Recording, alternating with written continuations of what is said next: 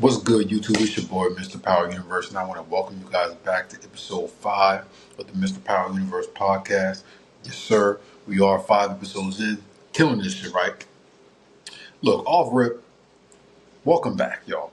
Welcome back, right? We back. Power is finally back. I told you guys, a lot of y'all, my TikTok were complaining. My Power Universe group chat were complaining. They're like, oh, 2 months is so long. We got to wait, bro. It's already back, right? It's back. I know a lot of you guys have seen episode 6 by the time I dropped this. I too saw it pretty much at like 3 a.m. in the morning and kind of started putting out some little mini reaction videos. But I obviously, let you guys know, the podcast is where I do long form content and really just kind of go a little bit deeper into things. So episode 7 was exactly what I expected, right? I said that there would be a lot of violence, a lot of blood, a lot of action, because when you kind of look at the parallels between that and episode 1 was a lot like episode 6. A lot of action, a lot of twists and turns, secrets, betrayal, alliances, things like that. So that's what I kind of expected to set the second half of the season, to set the tone, right? So obviously, it picks right back where we left off. This whole Carter situation, you had pretty much Drew following Don Carter, like trying to get eyes on him. Monet was like, yo, you got to follow him. We need to get leverage on him in case some bullshit happens. Pretty much Drew gets caught following Don Carter, right? Don Carter's not a rookie. He knows these criminals. He knows that life. He knows how to move, right? And, throughout that whole situation, Don Carter's blowing up Monet. She's like, not trying to answer the phone. The task force, they pull up to the Todd house, raid that shit, and they're like, yo, like, we been trying to hit you up, you ain't been answering your phone, right? And they pretty much take Drew, right? Drew gets locked up in jail. And Monet is getting pressed by Don Carter. He's telling her, like, yo, I want to know where you got the drugs from. Who did you steal those drugs from? Because I need to know, because I need to be in control. And obviously Monet didn't want to give up Noma and be a snitch, so kind of held off on that, right? Your boy Drew in jail. I love the whole Drew in jail storyline, right? Because the way that he was able to turn it around and like make it work in his benefit, he was like, you know what, I'm gonna stay in here, right? He's like, oh, I got this Roman dude. He's about to snitch on you, your whole organization, and take you down. I need a lieutenant role. Y'all need to put me in that lieutenant role, nigga. I'm not about to be out here being nobody's bitch. And I love that whole storyline they've done with Drew. They built him up to just being like Drew really gets shit done. If you really watch the show, like when Drew isn't in his feelings and his emotions, a lot like Kane, he gets shit done. He gets his work done. Like he knows what he's doing. He grew up in this shit. Like Drew's not a rookie. All these Sahadas grew up in the game. They know exactly what they're doing and how to handle business, right? So kind of moving on from that, you have Tariq meeting up, with Kane and Noma, with Braden, and they're pretty much like trying to strike another deal. And Tariq is like, yo, I'm fucking your daughter. And I know you killed her dad. So at any moment in time, I could give that information up and screw you and your daughter's relationship. And, that's even more leverage. And obviously, the little bit more leverage was made onto that later in the episode, right?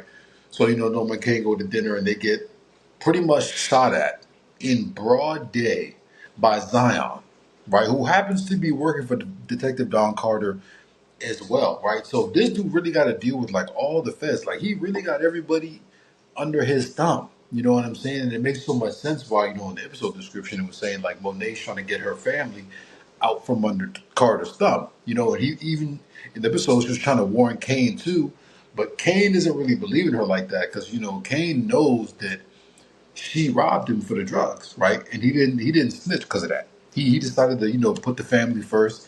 He was really about that. So that's kind of one of the big things in the episode that I really noticed is I feel like they kind of swept over that, the whole Kane knowing about the drugs and everything.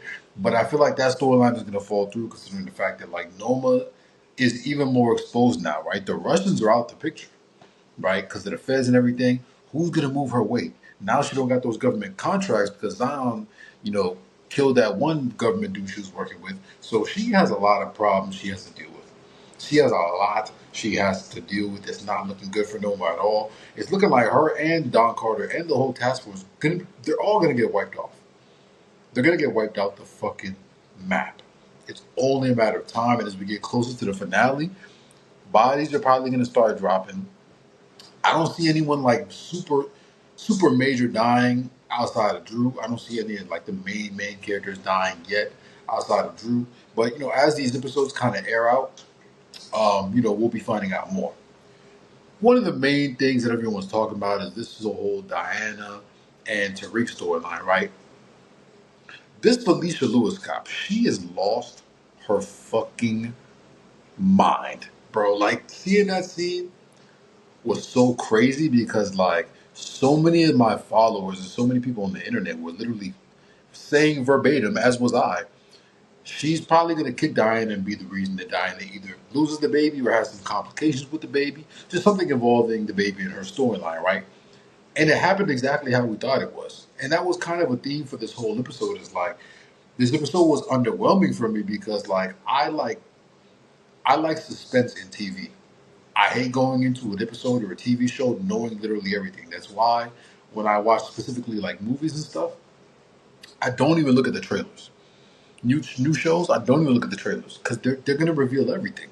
And nowadays, with Power Book 2 especially, they just give away too much information. They tell you way too much. They damn near want you to know the whole plot before the show even happens, and then they want you to tune in to find out why that plot went out the way that it happened. That's pretty much what they do. They fly out a bunch of clips on social media to get traction and get the show going, and then they keep enough information to keep people reeled in to want to see what happens with the rest of the shit, right? It's predictable, right? So I just really hope that there's a lot more twists and turns with this baby Diana storyline. I hope the baby lives, honestly, because that would be pretty cool. But I don't think it will. I don't see a happy ending for that baby. I just don't see it happening. I see that baby getting wiped off the fucking map, along with a lot of other characters in this second half of the season. So that baby thing is really, really going to be crucial for next episode. It's really going to bring the Tejadas and Tariq together. Like they're really going to be on the same page because it's a common goal. Like that's his kid too. That's his baby mama. Obviously Monet and Tariq. I mean, Monet and Diana are, her family. Kane's probably going to be pissed too. Like, yo, a freaking Fed beat up my sister. How you think he going to feel about that? So I think it's going to set the Tejadas off. Obviously, on the mission, we know that's going to be the episode description for next episode. That Tariq and the Tejadas will be on the hunt to avenge what they've lost. Right? What they've lost. I mean, that's a big statement. So does that mean they're going to lose the baby? Because I've been saying that for months now. If you've been following my content, I've been saying since this baby storyline was introduced, I was like, it's gonna die. It's gonna be one of the two. Either Diana dies or the baby gonna die. They ain't both gonna live. It's no way. I just don't see it happening, right? So that's one thing that we definitely need to focus on. We got a lot coming this season, man. So much has been going on. These next 4 episodes are going to be a blast, right? We got to stay locked in, stay in tune, and be ready for next episode. Make sure you guys like, comment, share, subscribe. Make sure you guys check out the content I've been posting on my TikTok because I've been going crazy with that. We ain't been stopping. We haven't been stopping. I told you guys I'm out to be the best power content creator. That's all we trying to do. We trying to keep this shit rolling, right? You know what I'm saying? Raising Canaan on the way soon. I dropped the Raising Canaan, teaser reaction video along with the trailer. You guys should definitely check that out. Season 4 is going to be crazy. I feel like there's some other storylines I wanted to kind of tap in with this power stuff, right? The Zion thing. The Zion thing pissed me off, y'all. Zion's death was probably one of the worst in power. Like it might have been worse than Benny because at least we didn't know how Benny was going to go out. They literally spoiled Zion's death in the exclusive clip they dropped with Kane and Noah meeting up with Tariq and Davis. They need to stop doing that, right? Outside of that, if they could just stop doing all these revealing trailers and everything like that, I think they will be fine, right? But this excessive need to like give a sneak peek or give an exclusive or to like show fans things before it actually happens, I feel like that's what's killing the morality of the show. It's killing like the impact of the show that it could actually be having because you're just giving things away. So I feel like if they could just do that, if they could just focus on showing less in the trailers, stopping the exclusive clips, stopping the teasers, this second half of the season could be great. It could be great. But it seems like that's what they want to do. They want to keep, the hype up, the traction up, and all of that stuff. So that's what we're going to lean into, y'all. we'll be dropping a bunch of theory, what to expect videos as far as certain characters moving forward as the season goes on. Make sure y'all stay locked in and see you next time on episode 6 of the Mr. Power Universe podcast. Let's get it, baby. Follow the YouTube, TikTok, everything at Mr. Power Universe. Lock in.